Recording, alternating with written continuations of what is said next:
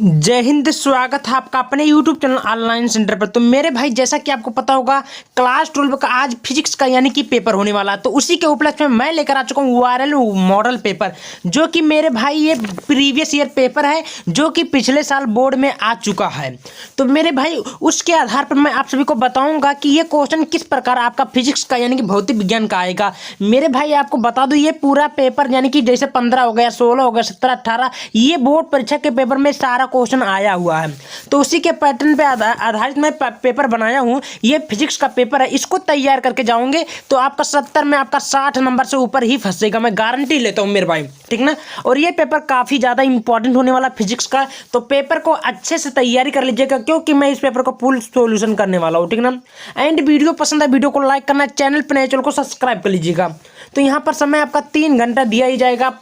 को पेपर का code 346 JY paper code viral code है मेरे भाई।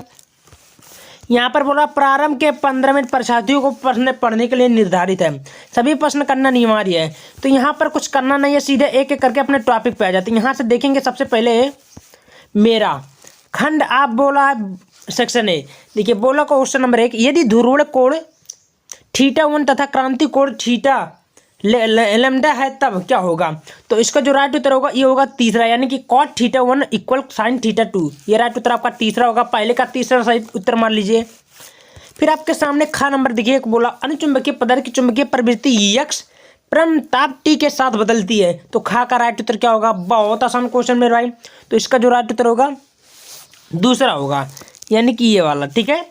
चलिए, तीसरा क्वेश्चन क्या बोल रहा है, किसी आवेश वाहक की गतिशीलता μ0 का अनुगमन वेग vd तथा विद्युत क्षेत्र E से सही संबंध है। तो गा का राइट उत्तर क्या होगा, 1 होगा। क्या होगा आपका राइट उत्तर ये होगा, ठीक है। चलिए, अगला क्वेश्चन बोल रहा है 1 गीगा हर्ट्ज GHz की आवृत्ति विद्युत चुंबकीय स्पेक्ट्रम किस क्षेत्र के संगत है। तो घा का राइट उत्तर क्या होगा। बहुत आसान क्वेश्चन है। तो भी इसका राइट उत्तर मेरे भाई होगा दूसरा होगा, रेडियो तरंगे। राइट उत्तर आपका दूसरा होगा, ठीक है। आपके सामने अंगा वाला क्वेश्चन बोल रहा है, किसी प्रत्यावर्ती धारा परिपथ के विभवांतर धारा को क्रमशः V बराबर 100 sin 100 t वोल्ट दिया।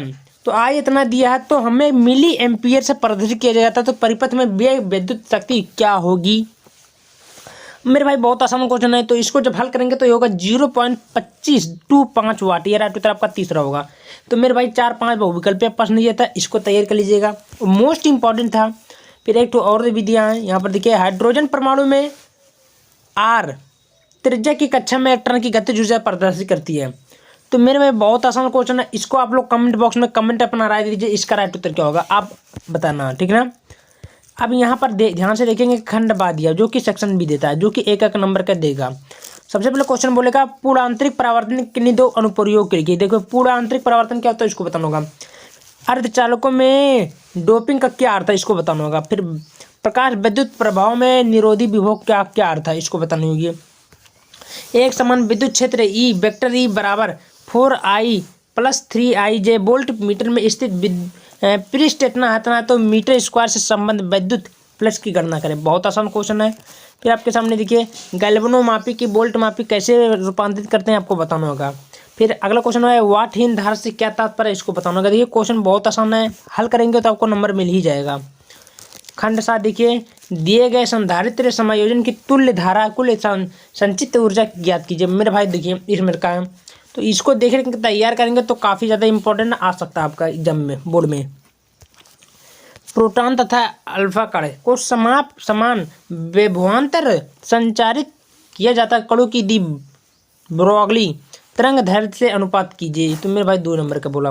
परिपथ में A और B बिंदु के बीच तुल्य प्रतिरोध ज्ञात कीजिए, जबकि इतना इतना है। तो ठीक है, इसको हल करेंगे पूरा का पूरा नंबर मिल ही जाएगा।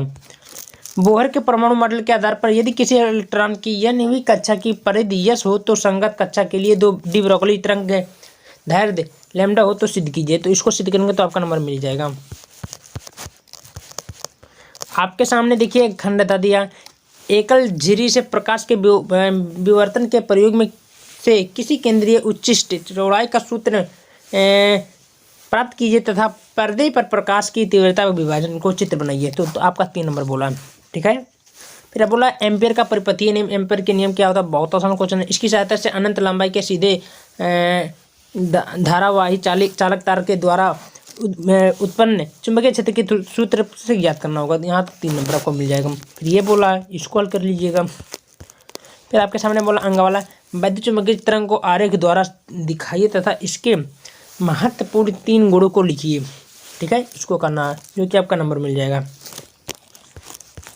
अगला क्वेश्चन आपके सामने बोला है, यहाँ पर देखिए, किसी प्रिज्म के न्यूनतम विचलन के लिए क्या शर्तें होती हैं? अपवर्तन कोण 30 तथा अपवर्तनांक इतना प्रिज्म के एक पृष्ठ AC पर चांदी की कलाई की दी गई तो AB और कितना होगा? तो मेरे भाई देखिए, क्वेश्चन इस प्रकार बोलता है तो पूरा का पूरा आपको नंबर मिल ही जाएगा। अगले देखिए, अन्योन्य प्रेरक की घटना क्या है?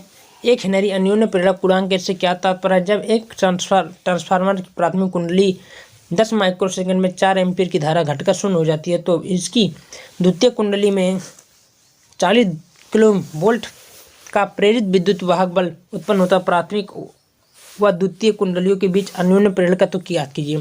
यहाँ पर आपके सामने 3 नंबर का क्वेश्चन बोला है।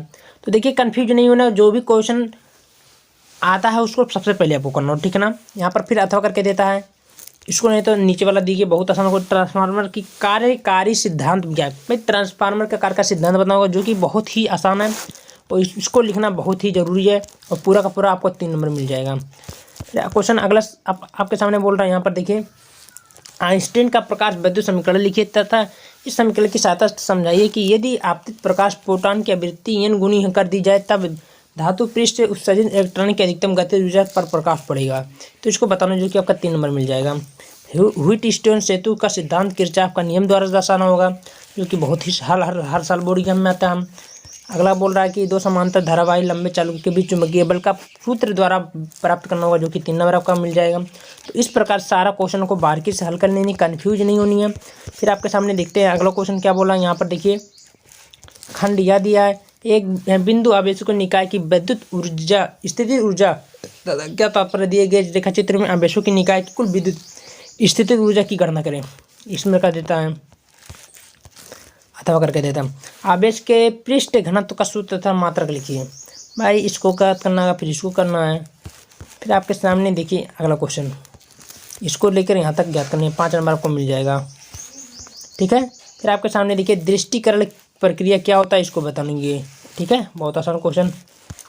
यहाँ पर देखिए, अथवा परमाणु के रदरफोर्ड के अल्फा कण के परिक्लन प्रयोग में संक्षेप में वर्णन कीजिए। इस मॉडल में क्या खामियां हैं? इसको बोहर के परमाणु मॉडल से कैसे दूर किया जाता है, इसको बताऊंगी।